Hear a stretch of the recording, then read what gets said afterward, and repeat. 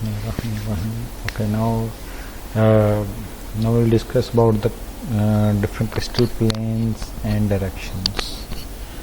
What are these various different crystal planes and directions within a crystal structure? So, as I discussed before, isotropy means same in all directions. Anisotropy means something that is directionally dependent. So usually single crystals are directionally dependent. Okay, so as you can see in this example, in this direction the modulus can be different than this direction. Okay, so different modulus in different directions means this particular crystal is anisotropic. Usually crystals are anisotropic. However, the material we commonly encounter, जैसे steel है या कोई material है, वो आमतौर पर बहुत सारी मिलियंस ऑफ क्रिस्टल से बना होता है. ठीक है, so all this crystals are randomly oriented. So इसकी वजह से ओवरऑल जो प्रॉपर्टीज हैं वो आइसोट्रॉपिक हो जाती हैं. So every individual crystal is anisotropic, लेकिन बहुत सारी क्रिस्टल्स आपस में रैंडमली जब अरेंज होती हैं एक दूसरे के साथ, तो ओवरऑल इफेक्ट जो है वो आइसोट्रॉपिक बनता है. इसीलिए मोस्टली मटेरियल जो है वो आइसोट्रॉपिकली बिहेव करते हैं, यानी कि उनकी प्रॉपर्टीज मोर और लेस सेम होती है इन ऑल डायरेक्शंस. ठीक है, but the thing is how we can define various directions, जैसे ये डायरेक्शन है, ये डायरेक्शन है, या वेरियस प्लेन्स, जिस तरह एक फेस जो है एक प्लेन है, इधर वाला फेस एक प्लेन है. How we can define these things, these directions and planes at the atomic level. जैसे आमतौर पर डेली लाइफ पे आप कहते हैं कि अप डायरेक्शन है, ऊपर है, नीचे है, लेफ्ट राइट, फ्रंट पे है, बैक पे, मतलब इस तरह साइड डायरेक्शंस हम डेली लाइफ में तो हम बता सकते हैं, आगे पीछे जिस तरह भी है, दाएं बाएं, ऊपर नीचे, इस तरह डिफरेंट डायरेक्शंस हैं. लेकिन एटॉमिक लेवल पे तो आप डिफाइन नहीं कर सकते कि अब डायरेक्शन कौन सी, अपवर्ड कौन सी डायरेक्शन है, डाउनवर्ड कौन सी डायरेक्शन है. ठीक है, सो एटॉमिक लेवल पे जब हर तरफ एटम्स हैं, एटॉमिक लेवल पे जाके हम किस तरह डायरेक्शंस को डिफाइन कर सकते हैं. ठीक है, तो उसके डिफाइन करने का जो प्रोसेस है उससे हम डिफाइन करते हैं डिफरेंट डिजिट्स से, जिन्हें हम कहते हैं मिलर इंडिसेस. जिस तरह रियल लाइफ में हम कह सकते हैं कि XYZ डिफरेंट कोऑर्डिनेट सिस्टम है, जिससे हम पोजीशन या डायरेक्शन वगैरह बता सकते हैं. इसी तरह क्रिस्टल्स के अंदर हम मिलर इंडिसेस यूज करते हैं डिफरेंट डायरेक्शंस डिफाइन करने के लिए, डिफरेंट प्लेन्स डिफाइन करने के लिए. ठीक है, अभी different planes and direction define करना क्यों जरूरी है, क्योंकि डिफरेंट, आप जिस तरह इधर यहाँ पे देखें, इस डायरेक्शन में प्रॉपर्टीज डिफरेंट होंगे, इस डायरेक्शन में डिफरेंट होंगे. एटॉमिक लेवल पे इन दोनों डायरेक्शंस को डिफरेंटली डिफाइन किस तरह किया जाएगा, मिलर इंडिसेस के थ्रू. ठीक है, इसलिए हम मिलर इंडिसेस डिफाइन करते हैं. अब ये भी आपको पता होना चाहिए कि हम डिफरेंट क्रिस्टल स्ट्रक्चर्स डिफाइन करते हैं, फिर different planes and directions define करते हैं. डिफरेंट क्रिस्टल स्ट्रक्चर्स की डिफरेंट डायरेक्शंस में प्रॉपर्टीज डिफरेंट होती हैं. ठीक है, एक तो ये चीज़ है. दूसरा एक और चीज़ भी जनरल आपको पता होनी चाहिए कि जब क्रिस्टल स्ट्रक्चर चेंज होता है तो फेज चेंज होता है. हमने बात की थी कि जब फेज चेंज होता है तो प्रॉपर्टीज चेंज होती हैं मटेरियल की. ठीक है, अब जिस तरह सॉलिड से लिक्विड में कोई चीज़ जाती है तो इसमें ये स्टेट भी चेंज हो रही है, फेज भी चेंज हो रहा है. फेज चेंज हो रहा है, देखें प्रॉपर्टीज कितनी डिफरेंट है. सॉलिड की प्रॉपर्टीज लिक्विड से बहुत डिफरेंट होती हैं. इसी तरह आपने डिफरेंट टाइप्स ऑफ, जिस तरह ये कार्बन के डिफरेंट टाइप्स है, जिस तरह डायमंड है, ग्रेफाइट है, ग्रेफीन है, कार्बन नैनो ट्यूब्स हैं, तो हर एक जो है उसमें उसका क्रिस्टल स्ट्रक्चर डिफरेंट है. इस वजह से उसकी प्रॉपर्टीज भी डिफरेंट है, डिफरेंट फेज बनता है नया, उसकी प्रॉपर्टीज डिफरेंट होती हैं. ठीक है, ग्रेफाइट इतना हार्ड नहीं होता, डायमंड जो बहुत हार्ड है. डिफरेंट क्रिस्टल स्ट्रक्चर्स हैं, डिफरेंट फेजेस हैं, इसलिए डिफरेंट प्रॉपर्टीज है. इसी तरह आपने नोट किया होगा कि जो आमतौर पे आयरन है, कुछ सरिया वगैरह या जो भी आयरन की कोई चीज़ है, वो आमतौर पर मैग्नेटिक होती है. उससे मैग्नेटिक टच करें तो मैग्नेटिक अट्रैक्ट होती है. क्यों? क्योंकि आम जो आयरन है कॉमनली जो रूम टेम्परेचर पे BCC स्ट्रक्चर में होता है. ठीक है, BCC स्ट्रक्चर जो है वो मैग्नेटिक स्ट्रक्चर आयरन का. आयरन इटसेल्फ भी मैग्नेटिक है, एज एन एटम कह सकते हैं. अब जब उसका जो स्ट्रक्चर बनता है, ठीक है, BCC स्ट्रक्चर, वो भी एक मैग्नेटिक स्ट्रक्चर है आयरन के केस में. इसलिए जो आयरन BCC जो हम कॉमनली आयरन सरिया वगैरह है, ठीक है, कार्बन स्टील भी कहते हैं जिसे, ये जो है ये मैग्नेट की तरफ अट्रैक्ट होता है, इसलिए मैग्नेटिक है. ठीक है, लेकिन अब ये भी देखें साथ ही कि स्टेनलेस स्टील जो है मार्केट में अगर बर्तन वगैरह लेने जाए तो मैग्नेट लगा के दिखाते हैं कि देखिए इसे मैग्नेट नहीं लग रहा, ये अच्छे वाला स्टील है। तो स्टेनलेस स्टील जो है मैग्नेटिक अट्रैक्ट नहीं होता। अब स्टेनलेस स्टील भी प्रीडोमिनेंटली आयरन है उसमें, ठीक है। स्टेनलेस स्टील भी एक स्टील की फॉर्म है जिसमें बहुत सारा आयरन होता है।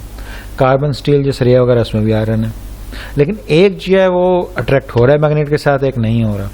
तो ये फ़र्क क्यों है? ये फ़र्क है स्ट्रक्चर की वजह से। जो आम आयरन या स्टील जो इनकाउंटर करते हैं जैसे सरिया है या वैसे देगी लोहा जिसे कहते हैं या इस तरह की जो चीज़ें हैं, कास्ट आयरन हो गया, ये सारे के सारे बीसीसी स्ट्रक्चर में होते हैं। बीसीसी स्ट्रक्चर जो है वो आयरन का मैग्नेटिक है। जब आयरन को या तो हीट करें 723 से अबव या फिर इसकी कंपोजिशन चेंज करें, तो जो एफसीसी स्ट्रक्चर है आयरन का, ठीक है, वो रूम टेम्परेचर पर स्टेबल हो जाता है। वैसे हाई टेम्परेचर पे स्टेबल है। मैं पता हूँ टेम्परेचर चेंज करने से मटेरियल का फेज चेंज हो सकता है या प्रॉपर्टीज चेंज हो सकती हैं या क्रिस्टल स्ट्रक्चर चेंज हो सकता है, ठीक है। आयरन का क्रिस्टल स्ट्रक्चर कोई भी मतलब आम जो सरिया है जो भी है, इसको भी अगर हीट करेंगे 723 डिग्री सेंटीग्रेड से अबव, तो इसका स्ट्रक्चर एफसीसी में कन्वर्ट हो जाएगा, ठीक है। तो एफसीसी स्ट्रक्चर जो है मैग्नेटिक नहीं है। ये स्टेनलेस स्टील है, इसमें काफ़ी सारा निकल और क्रोमियम में होता है। निकल पर्टिकुलरली जो है वो एफसीसी स्ट्रक्चर को या ऑस्टेटिक स्ट्रक्चर को स्टेबलाइज करता है। इस वजह से वो स्ट्रक्चर जो एफसीसी स्ट्रक्चर रूम टेम्परेचर पर स्टेबल हो जाता है। एफसीसी स्ट्रक्चर आयरन केस में मैग्नेटिक नहीं है, ठीक है। वो मैग्नेटिक प्रॉपर्टीज़ को मतलब कह सकते हैं एटम इससे अरेंज होते हैं कि एक दूसरे के स्पिन को कैंसिल आउट कर रहे होते हैं, उसकी वजह से ओवरऑल मैग्नेटिक प्रॉपर्टीज़ जो हैं वो शो नहीं होती, ठीक है। इस वजह से एफसीसी स्ट्रक्चर जो है वो आयरन केस में मैग्नेटिक नहीं है। इसलिए आम जो स्टेनलेस स्टील जो है, जहाँ 18 स्टेनलेस स्टील भी कहते हैं, वो मैग्नेट से अट्रैक्ट नहीं होता। लेकिन जो बीसीसी आयरन, जो कॉमन जो आयरन जो स्टील है, वो अट्रैक्ट होता है मैग्नेट की तरफ। हालांकि दोनों प्रीडोमिनेंटली लोहे के बने हुए हैं या आयरन के बने हुए हैं, ठीक है। तो ये डिफरेंट जो स्ट्रक्चर्स हैं वो डिफरेंट, उनमें क्रिस्टल प्लेन्स और डायरेक्शंस में एटम की डेंसिटी भी डिफरेंट होती है, एटम की अरेंजमेंट भी डिफरेंट होती है, ठीक है। तो उन्हें हम स्पेसिफाई करते हैं थ्रू मिलर इंडिसेस, ठीक है। अब हम क्विकली अगर हम देखें कि यहाँ पे एक जस्ट एक ब्रीफ ओवरव्यू है डिफरेंट क्रिस्टल सिस्टम्स का, ठीक है।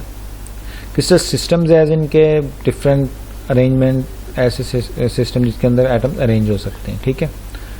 अब जिससे हमने क्यूबिक सिस्टम डिस्कस किए हैं, क्यूबिक सिस्टम में हम कह सकते हैं क्यूब है, क्यूब की ये 3 लेंस है, ठीक है। ये सेम होते हैं क्यूब के केस में, लेकिन हम इन्हें कह देते हैं ए, या इधर इस केस में हम ए बी एंड सी कह लेते हैं। 3 एंगल्स हैं, तीनों 90 होते हैं क्यूब के केस में, अल्फा बीटा गैमा कह लें, ठीक है। तो जो क्यूबिक स्ट्रक्चर है उसमें तीनों लेंस भी इक्वल है, 3 एंगल्स भी इक्वल है, ठीक है। इसका क्यूबिक सिस्टम। अब सिस्टम के अंदर सब सिस्टम है, जिस तरह एफसीसी, बीसीसी, सिंपल क्यूबिक, सारे सिस्टम्स पढ़े हैं आप लोगों ने। तो ये जो सिस्टम्स हैं सारे क्यूबिक के सब सिस्टम्स हैं, ठीक है।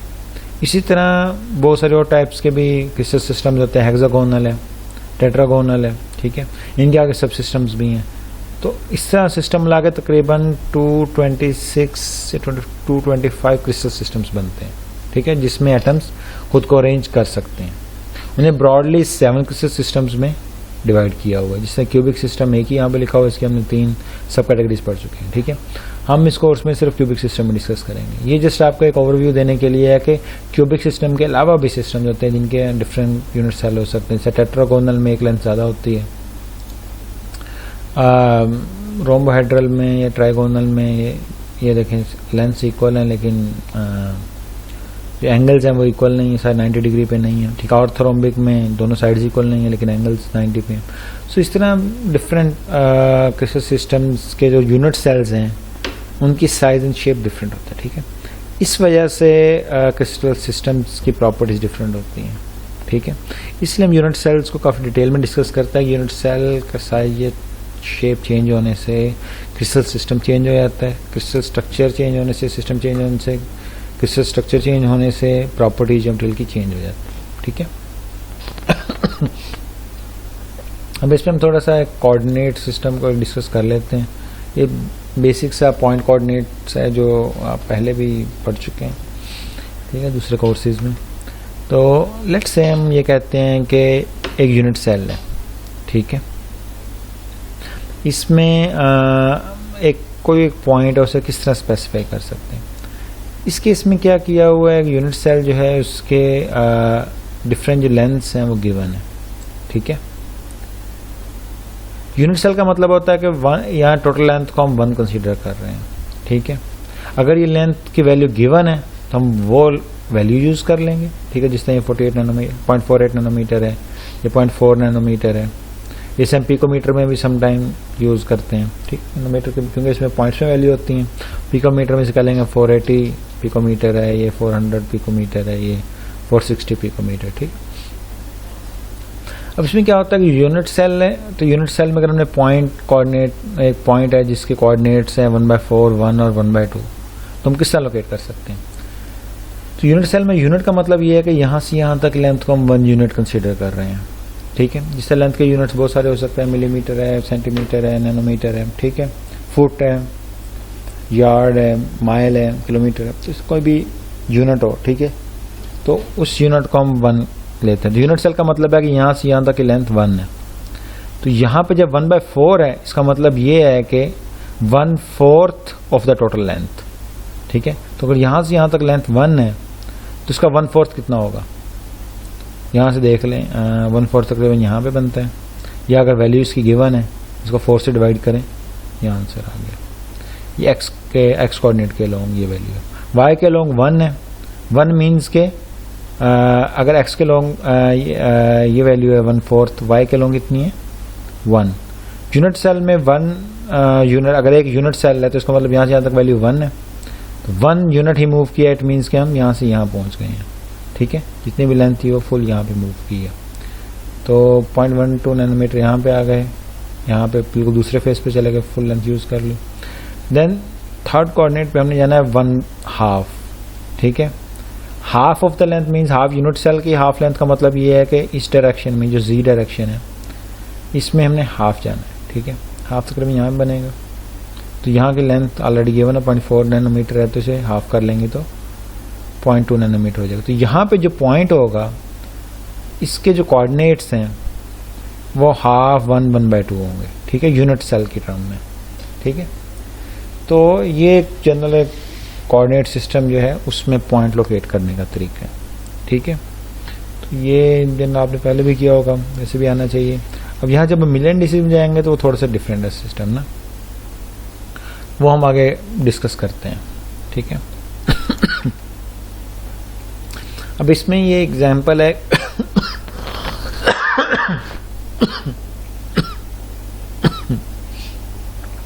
इसमें जिस तरह ये एक एग्जाम्पल है क्रिस्टलोग्राफिक प्लेन्स की। प्लेन्स एज इन 2D, जिसे जो 2D जो सर्फेसिस होते हैं ना प्लेन्स भी कहते हैं, ठीक है। जैसे प्लेन है, ये प्लेन है, एक यूनिट सेल की जो वॉल होगी उससे भी हम प्लेन कह सकते हैं। तो क्रिस्टलोग्राफिक प्लेन्स एज इन के वो प्लेन जो क्रिस्टल के अंदर है। अब यहाँ पे हम देख सकते हैं ये क्रिस्टल है, ये भी एक क्रिस्टल है, सॉरी ये एक यूनिट सेल है, ये भी एक यूनिट सेल है। तो यूनिट सेल में अगर इस प्लेन की हम बात करते हैं तो ये प्लेन और ये प्लेन आपस में पैरेलल है, ये और ये प्लेन भी आपस में पैरेलल है। इन सब प्लेन्स की प्रॉपर्टीज जो है वो सेम होंगी। अब ये जो प्लेन है ये समझ लें वॉल ऑफ द क्यूब है, ठीक है। अब एक प्लेन जो इस तरह स्लांटेड भी हो सकता है, डायगोनल होगा, ठीक है। एक समझ रूम के एक कॉर्नर से दूसरे कॉर्नर की तरफ जा रहा है, तो विद इन 1 यूनिट सेल जो इस तरह का होगा प्लेन, इसी तरह का दूसरे यूनिट सेल में प्लेन हो सकता है, तीसरे में भी हो सकता है। ये इधर आगे आ रहा है तो ये सारे जो यूनिट सेल इनके अंदर से भी गुजर रहा है, ठीक है। तो इन सब प्लेन जो हैं ये इक्विडिस्टेंट भी होंगे, इक्विडिस्टेंट होंगे, इसका मतलब इन सबकी डिस्टेंस सेम होगा, तो इनकी प्रॉपर्टीज भी सेम होंगी, इनके ऊपर सेम नंबर ऑफ एटम्स होंगे, ठीक है। इनका एरिया सेम होगा विद इन यूनिट सेल, ठीक है। ये 100 प्लेन है, ये 110 है, ये 111 है, ठीक। तो जो क्रिस्टलोग्राफिक प्लेन्स हैं वो ये हैं कि क्रिस्टल लेवल पे इन प्लेन्स को किस तरह डिफाइन किया जाए, वो हम मिलर इंडिसेस से करेंगे। अब मिलर इंडिसेस में क्या होता है कि सेम शेप और साइज के जो प्लेन्स हैं, सेम ओरिएंटेशन के, ठीक है, उन सब के मिलर इंडिसेस सेम होते हैं, क्योंकि एक मिलर इंडिसेस एक क्रिस्टल क्या कह सकते हैं यूनिट सेल के लिए, ठीक है। तो यूनिट सेल में इस फेस की अगर 100 या 001 हैं ये क्या कहते हैं मिलर इंडिसेस, तो इसके भी वही होंगे, इसके भी वही होंगे, क्योंकि इस यूनिट सेल में ये है, इसके 001 है, इस यूनिट सेल में इसके 001 है, यहाँ से आगे वाले यूनिट सेल में जाए तो उसके लिए इसके 001 है। तो इन सब के मिलर इंडिसेस सेम होंगे, तो इन्हें हम इक्विवेलेंट प्लेन्स कहेंगे। इनमें नंबर ऑफ एटम्स सेम होंगे इन प्लेन्स के ऊपर, इन प्लेन्स की प्रॉपर्टीज सेम होंगी, ठीक है। इसलिए हम यूनिट सेल डिफाइन करते हैं वो smallest part of the crystal which can describe all the properties of the crystal.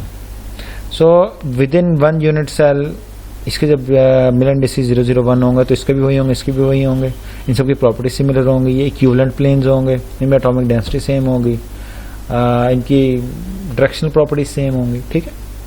तो अब इन्हें किससे डिफाइन करेंगे, हम डिफाइन कर सकते हैं मिलर इंडिसेस के थ्रू। तो हम अब देख लेते हैं किस तरह किए जा सकते हैं। अब मिलर इंडिसेस क्या होते हैं? Miller indices are defined as the reciprocals of the intercepts made by a plane on crystallographic axis when processed to integral numbers. तो इसमें दो तीन चीजें हैं कि मिलर इंडिसेस हमेशा इंटीग्रल नंबर्स होते हैं, फ्रैक्शंस नहीं होते, ठीक है। They are actually reciprocals of the intercepts made by a plane. Intercepts वो पॉइंट्स होते हैं जहाँ पे कोई भी प्लेन या लाइन कट करती है एक्सिस को। रेसिप्रोकल एज इनके रेसिप्रोकल ले लेंगे, या आप कह सकते हैं 1 डिवाइडेड बाय जो भी वैल्यू उसे कर लें, उसे रेसिप्रोकल्स कहते हैं। तो जिस तरह हम कोऑर्डिनेट्स को XYZ से डिनोट करते हैं, उसी तरह हम मिलर इंडिसेस को HKL से डिनोट करते हैं। और HKL के अंदर कॉमा नहीं होता। कोऑर्डिनेट्स में हम उन XYZ से आमतौर पर डिनोट करते हैं, उसके दरम्यान में कॉमा होता है, ठीक है। इन्हें हम आमतौर पर HKL कहते हैं, इनके दरम्यान में कॉमा नहीं होता जब मिलर इंडिसेस लिखते हैं। उन्हें पैरेंथेसिस में लिख सकते हैं, जैसे प्लेन्स के लिए हम पैरेंथेसिस में लिखेंगे, राउंड ब्रैकेट भी कह लें इसे, और इसमें कॉमा नहीं होगा, ठीक है। हम लिखा होगा where HKL represents the Miller indices of X, Y and Z respectively. As इनके X डायरेक्शन में जो मिलर इंडेक्स होगा उसे हम H कहेंगे, Y डायरेक्शन में होगा उसे K कहेंगे, जो Z डायरेक्शन में होगा उसे L कहेंगे, ठीक है। तो इस तरह मिलर इंडिसेस को डिफाइन करते हैं। अच्छा, मिलर इंडिसेस पॉजिटिव भी हो सकते हैं, नेगेटिव भी हो सकते हैं। नेगेटिव मिलर इंडिसेस को हम बार साइन से शो करते हैं। ये बार साइन जो है ये लेट्स से जैसे 1 है, 1 के ऊपर यहाँ पे लाइन लगाएंगे, 1 बार कहते हैं उसे, -1 नहीं कहते। -1 की जो टर्म्स है, इस तरह की टर्म्स हैं, ये कोऑर्डिनेट सिस्टम में कोऑर्डिनेट्स के लिए यूज होते हैं, XYZ के लिए, जिस तरह -1 +1 XYZ के लोग। लेकिन मिलर इंडिसेस के लिए हम बार का साइन यूज करते हैं। इसी डिफरेंशिएट भी होता है कि ये हम मिलर इंडिसेस की बात कर रहे हैं, हम यहाँ पे कोऑर्डिनेट्स की बात नहीं कर रहे, ठीक है। जैसा कि मैंने पहले भी बताया कि all the parallel equidistant planes have same Miller indices. तो यहाँ पे देखें ये पैरेलल, ठीक है, सेम डिस्टेंस प्लेन्स जो हैं इन सब के मिलर इंडिसेस सेम होते हैं, ठीक है। बाकी जनरल चीज़ ये तो आपको पता ही होगी कि the plane which is parallel to a particular axis has an intercept at infinity. तो जो पैरेलल प्लेन्स हैं, कोई भी चीज़ें पैरेलल है, उनका इंटरसेप्ट जो है इन्फिनिटी पे होता है, ठीक है, या नहीं होता, नहीं मीन्स के इन्फिनिटी पे, मैथमेटिकली हम इस तरह कहते हैं। अब डेंसिटी ऑफ प्लेन, जिसे मैंने बताया, डेंसिटी ऑफ एटम जो है डिफरेंट प्लेन्स में डिफरेंट होती है, ठीक है। और जिन प्लेन्स के इंडिसेस सेम होते हैं उनमें सेम डेंसिटी होगी, ठीक है। और जो एक प्लेन है, जब हम इसे ड्रॉ करेंगे, it can never pass through the origin, ठीक है। हम ओरिजिन एक डिफाइन करेंगे, जिस तरह कोऑर्डिनेट सिस्टम में एक ओरिजिन होता है, उस रीजन में से जब भी कोई प्लेन बनाएंगे वो पास नहीं होगा, ठीक है। So this d is the distance of the plane, that is distance between the planes that is related to the a, which is the lattice parameter, या कह सकते हैं कि edge length of the cube divided by square root of these Miller indices. इनका square root ले लें, तो इनका आपस में रिलेशन देखें, ये जो है ये मिलर इंडिसेस के थ्रू है। सो अगर इंटरप्लेनर स्पेसिंग पता हो तो उससे हम यूनिट सेल की लेंथ निकाल सकते हैं, एज लेंथ जो है, लेटेस्ट पैरामीटर भी कहते हैं। लेटेस्ट पैरामीटर पता हो तो उससे हम इंटर प्लेनर स्पेसिंग निकाल सकते हैं, ठीक है। अब हम देखते हैं हम किस तरह क्रिस्टलोग्राफिक प्लेन्स को ड्रॉ किया जा सकता है। तो इसमें हम एग्जांपल लेते हैं। फॉर एग्जांपल पहला पॉइंट ये है कि लेट्स से ये इस तरह एक प्लेन ये शेप गिवन है, ठीक है। ये यूनिट सेल है, इसमें XY डायरेक्शन भी बताई हुई है, Z डायरेक्शन भी बताई हुई है। ये ABC इंटरसेप्ट पॉइंट्स हैं जहाँ के ऊपर ये, या कह रहे हैं कि यहाँ पे ये एंड हो रहा है यूनिट सेल, ठीक है। तो इसके अंदर ये जो प्लेन है, ये ड्रॉ किया हुआ है, कोई भी रैंडमली प्लेन किसी भी तरीके से ड्रॉ किया जा सकता है, ठीक है। लेट्स से ये प्लेन एक है जो डायगोनल प्लेन है। अब इसके मिले इंडिसेस डिफाइन करना है। मिले इंडिसेस डिफाइन करेंगे तो उसके थ्रू पता चल जाएगा ये हर प्लेन के लिए यूनिक होते हैं, ठीक है। तो मिले इंडिसेस डिफाइन करेंगे, उससे पता चल जाएगा कि मिले इंडिसेस डिफाइन करेंगे तो हम एक प्लेन को समझ लें, डिफाइन कर लेंगे, ठीक है। तो पहला स्टेप अगर हम ये कहेंगे ये इस तरह एक शेप गिवन है, क्यूबिकल यूनिट सेल जो गिवन है, इसके अंदर एक क्रिस्टलोग्राफिक प्लेन बना हुआ, तो हम इसके मिले इंडिसेस कैसे डिटरमिन कर सकते हैं।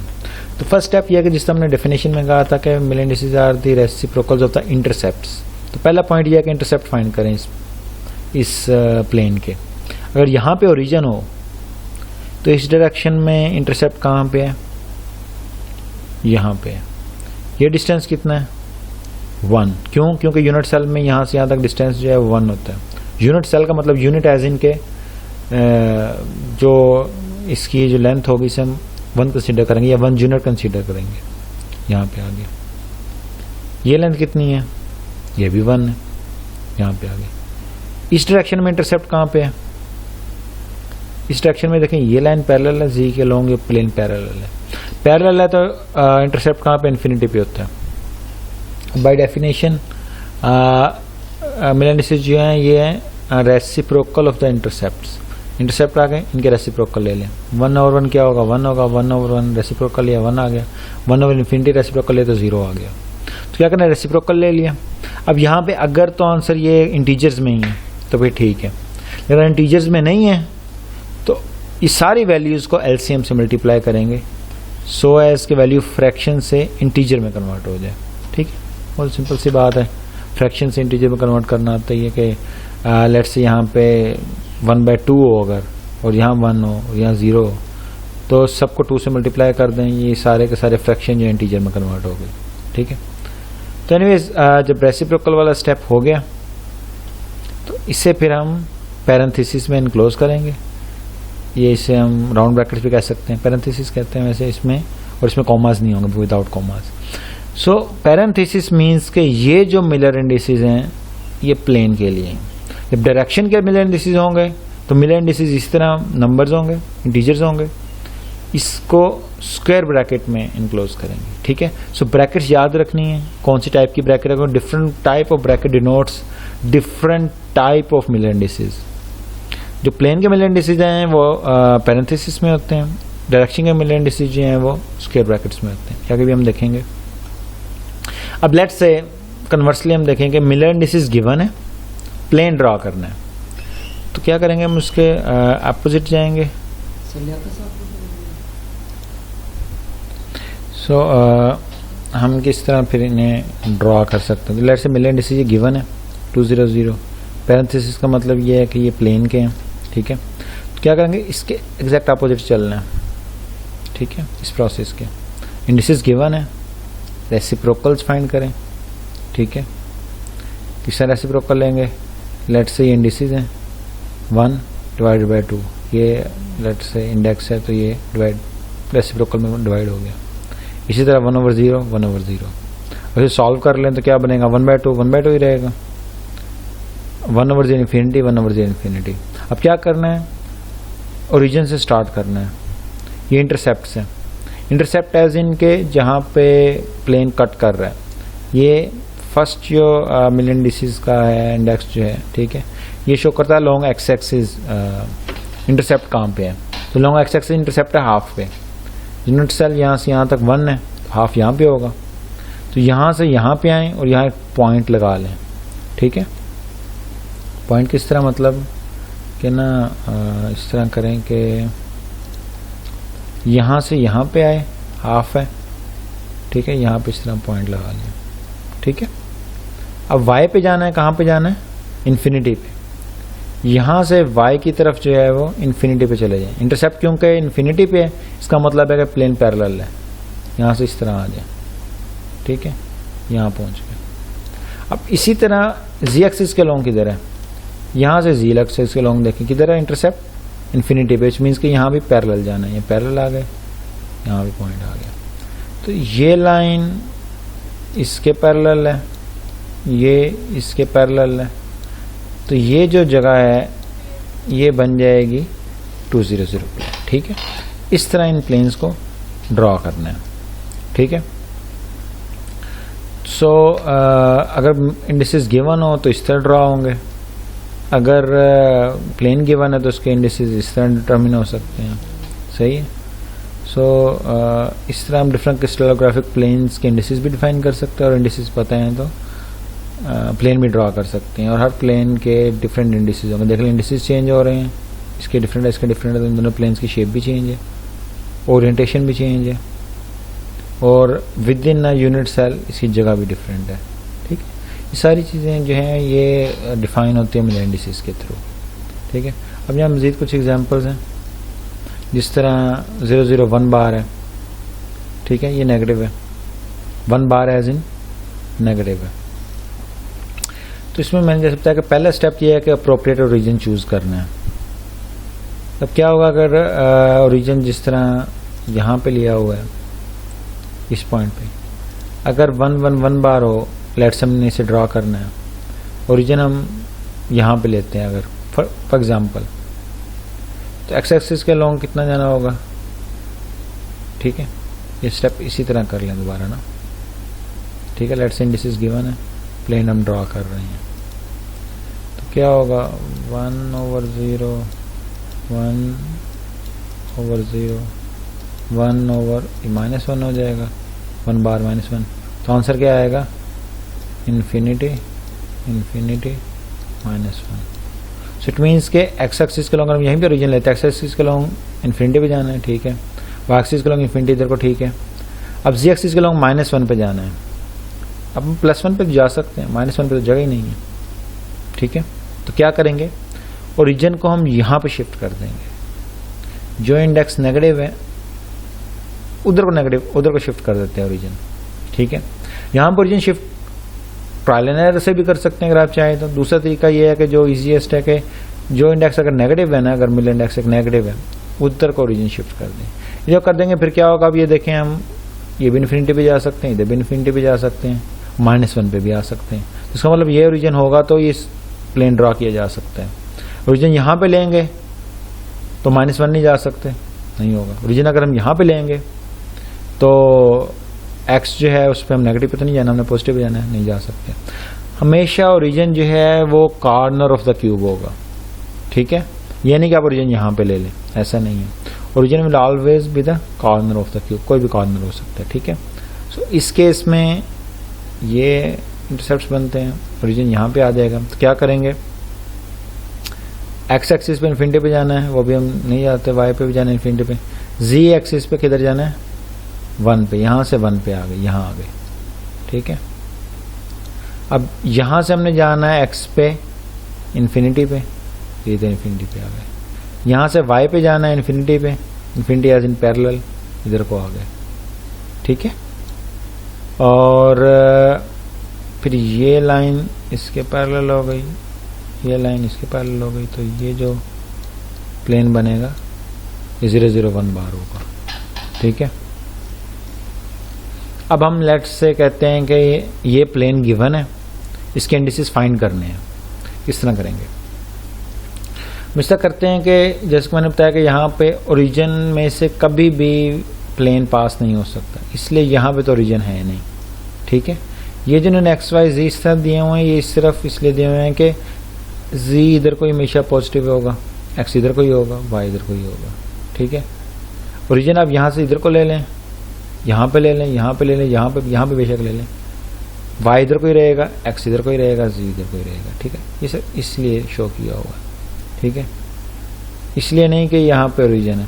ठीक है, ओरिजिन आपने भी इसमें चूज करना है, सोचने किधर को है। एक्स इधर को ही हमेशा जो है वो पॉजिटिव रहेगा, ओरिजिन चाहे यहाँ पे हो चाहे यहाँ पे हो। ठीक है, ये सिर्फ इसके लिए शो किया हुआ है। अब ये समझ लें कि ये एक्स वाई जी यहाँ पे देने की बजाय उन्होंने यहाँ सेपरेट दिया हुआ है, लेट से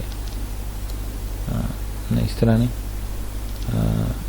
ये लें, इस तरह कर लेते हैं। ये एक्स है, ये वाई है, ये जी है, ये लेट से लैदा से गिवन है।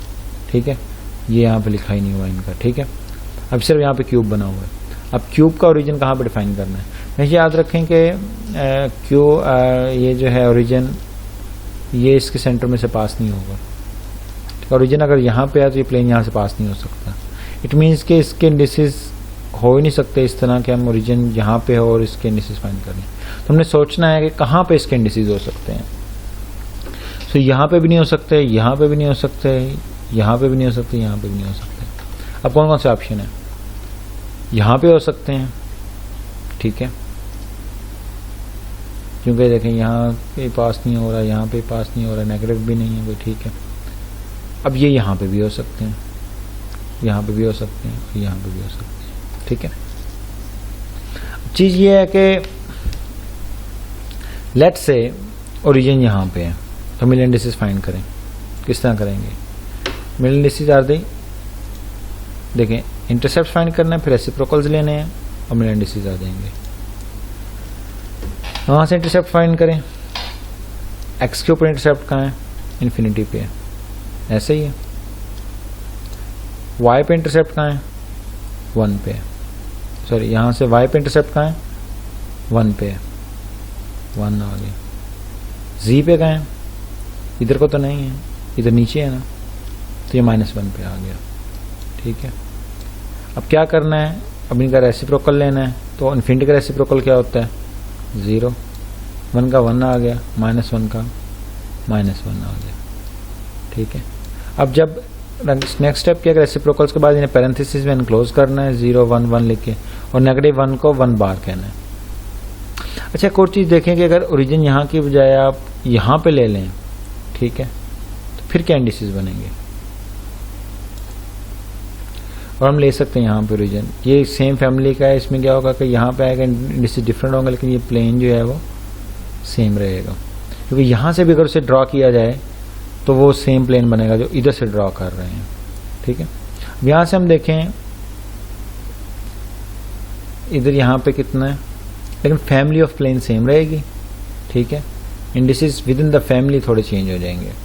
अब यहाँ पे अब देख सकते हैं कि ये है ये नेगेटिव में है, ठीक है। यहाँ पे y इधर को नेगेटिव है, इधर को z पॉजिटिव है, ठीक है। इधर को क्या है कि y नेगेटिव है। इधर तो इंटरसेप्ट है ही नहीं, इसलिए हम यहीं पे ले लेते हैं पॉइंट, ओरिजिन यहाँ के बजाय यहाँ पे ले लेते हैं, ठीक है। अब जैसा मैंने कहा ओरिजिनली यहाँ पे ओरिजिन होना चाहिए, यहाँ के बजाय हम यहाँ पे ले लेते हैं क्योंकि यहाँ से प्लेन पास हो रहा है। यहाँ पे देखें एक्स पे इंटरसेप्ट कहाँ पे है? इन्फिनिटी पे। वंस अगेन इन्फिनिटी आ गया, ठीक है। इसे हम दोबारा कर लेते हैं, कहाँ पे करें? यहाँ पे कर लेते हैं, ठीक है। y के अगेंस्ट कहाँ पे है? इधर को तो नहीं, इधर है, -1 पे है। z के अगेंस्ट कहाँ पे है? z के अगेंस्ट 1 पे है, ठीक है। इनका वंस अगेन रेसिप्रोकल लें, क्या बनेगा? 0 -1 और 1। तो क्या इंडिसेस बनेंगे? इधर लिख देता हूँ, 0 1 बार 1, विच मीन्स के इस प्लेन के इंडिसेस ये भी हो सकते हैं, ये भी हो सकते हैं। कन्वर्सली अगर आपको ये प्लेन दिया हो बनाने के लिए तो ये प्लेन आप ड्रॉ करेंगे, ये दिया हो फिर भी यही बनेगा, ठीक है। इस तरह यहाँ पे भी इंडिसेस ले लें फिर भी सेम ही रहेगा, लेकिन हम इस तरह करते थे कि ओरिजिन को जितना कम मूव करना पड़े उतना करते हैं।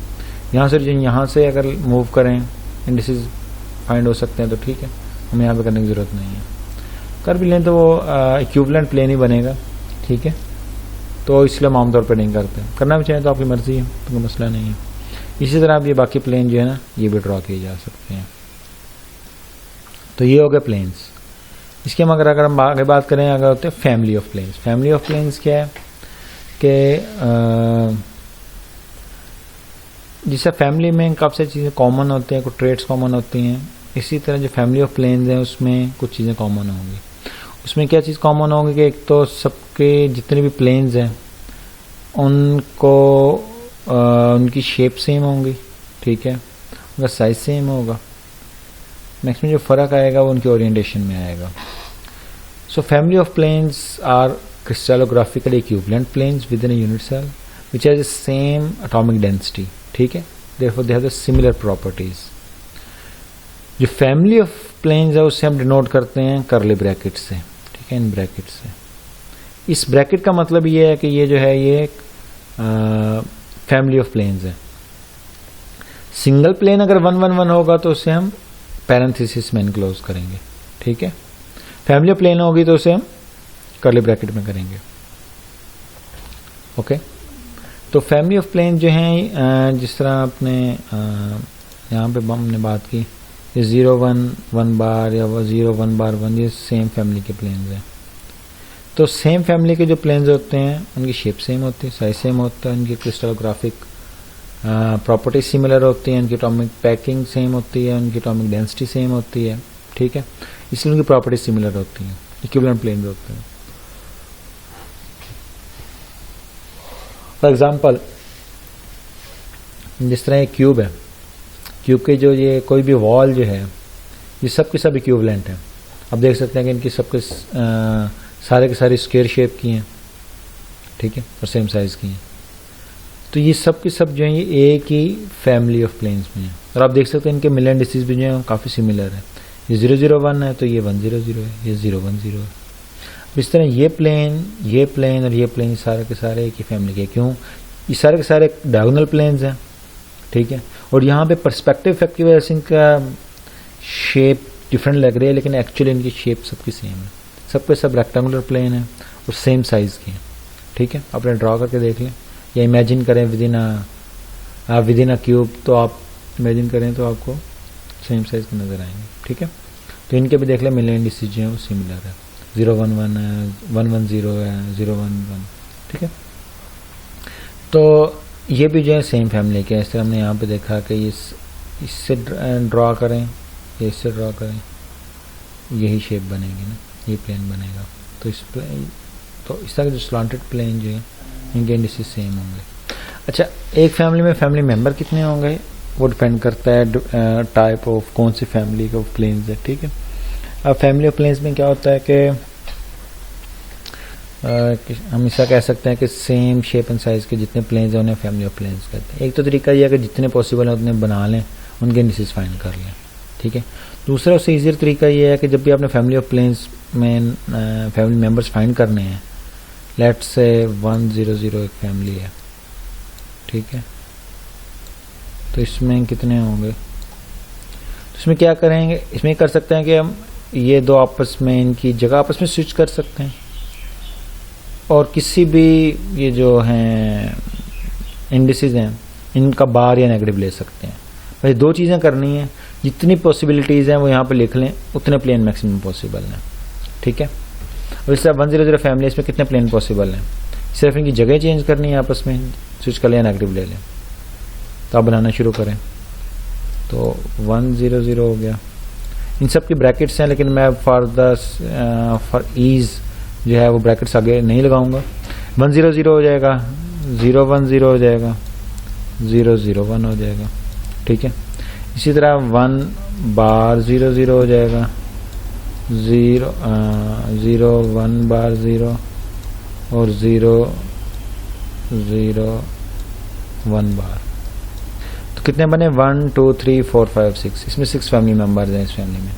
अब आपको पता है कि क्यूब की कितनी फेसेस या वॉल्स होती हैं? 6। ये देखें यहाँ पे इंडिसेस कितने हैं? 6। सो हर एक इंडेक्स जो है वो एक डिफरेंट वॉल को शो कर रहा है, और जिस तरह सारी वॉल्स क्यूब की इक्विवेलेंट हैं, similar same, similar shape, similar size और एटॉमिक डेंसिटी सेम है, इसी तरह इस फैमिली के सबके शेप साइज सेम होगा, एटॉमिक डेंसिटी सेम होगी, प्रॉपर्टी सिमिलर होंगी, ठीक है। सो यहाँ पे देखें 6 इंडिसेस हैं, 6 मैक्सिमम डिफरेंट प्लेन्स पॉसिबल हैं, वो सबके सब सिमिलर शेप के हैं और वो एक फैमिली में फाइंड हो गए, ठीक है। अब 1 1 1 के कितने हैं? 8 फैमिली मेंबर्स हैं। किस तरह आप इस तरह फाइंड कर सकते हैं?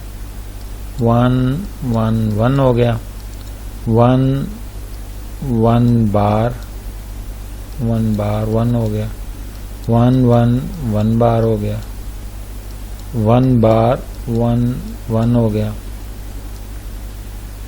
1 बार 1 हो गया, 1 बार 1 बार हो सकता है, वन बार हो सकता है, वन बार हो सकता है। देखिए कितने हो गए, 1 2 3 4 5 6 7 8, बस यही पॉसिबल है, इसके अलावा और करके देखें पॉसिबल नहीं होंगे। ठीक है, इसी तरह 101 के भी बना सकते हैं। कितने फैमिली मेंबर हैं, 12 बनेंगे इसके ना, खुद करके देख लीजिएगा कितने बनते हैं। सो इस तरीके से हम फैमिली ऑफ प्लेन्स को डिफाइन करते हैं। फैमिली ऑफ प्लेन्स जो हैं वो सिमिलर प्लेन्स को शो करते हैं, इक्विवेलेंट प्लेन्स को शो करते हैं, उनकी शेप और साइज सेम होता है, उनकी एटॉमिक डेंसिटी सेम होती है। तो जिस तरह एटम जब डिफॉर्म होता है तो एटम मूव करते हैं एक जगह से दूसरी जगह, वो स्पेसिफिक डायरेक्शन में करते हैं, स्पेसिफिक प्लेन्स के ऊपर करते हैं। तो उन प्लेन्स को हम किस तरह डिफाइन कर सकते हैं, मिलियन डिसीज के थ्रू, जिससे आपके सामने किया है, और इसी तरह मिलियन डिसीज के थ्रू डायरेक्शन से डिफाइन कर सकते हैं। इक्विवेलेंट प्लेन्स जो होंगे उनकी एटॉमिक डेंसिटी सिमिलर होगी, तो उन सब प्लेन्स पे जो है वो एटम्स का मूव करना इक्विवेलेंटली ईजी होगा या इक्वली ईजी होगा। ठीक है, लेट्स से इस प्लेन पे एटम का मूव करना ईजी है, इस पे मुश्किल है, तो इन सब प्लेन्स पे एक जितना ईजी होगा और इन सब प्लेन्स पे एक जितना मुश्किल होगा। ठीक है, क्योंकि ये एक फैमिली का प्लेन है, एक फैमिली का प्लेन है। ओके, थोड़ा सा कॉम्प्लिकेटेड है ऑफ कोर्स, नया कंसेप्ट है और इमेजिन इसमें काफ़ी करना है, लेकिन जाहिर है इसमें थोड़ी प्रैक्टिस चाहिए। प्रैक्टिस करें सो एज के you get more familiar with how to draw the planes and how to find the indices of various planes. ठीक है, okay, Allah Hafiz.